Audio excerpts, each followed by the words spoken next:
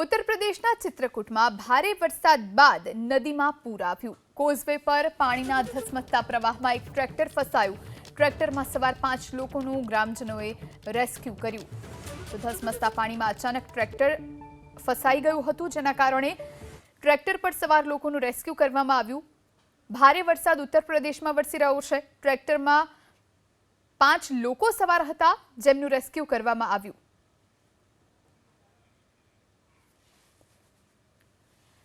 તો પાણીમાં ફસાયેલા ટ્રેક્ટર ચાલકનું અચાનક રેસ્ક્યુ કરવામાં આવ્યું।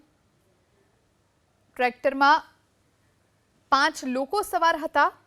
અચાનક પાણીનો પ્રવાહ વધી ગયો, જેના કારણે લોકો પણ હેરાન પરેશાન થઈ ગયા। ઉત્તર પ્રદેશના ચિત્રકૂટમાં પાણીમાં રેસ્ક્યુ ઓપરેશન યથાવત જોવા મળ્યું। આપ દ્રશ્યો જુઓ, ઘણા લોકો એકઠા થઈ ગયા અને ત્યારબાદ જે ટ્રેક્ટરમાં સવાર હતા તે લોકોને બચાવવામાં આવ્યા। દોરડાની મદદથી ટ્રેક્ટરને પણ બચાવવામાં આવ્યું। ચિત્રકૂટમાં અચાનક પાણીનો ધસમસતો પ્રવાહ આવી ગયો।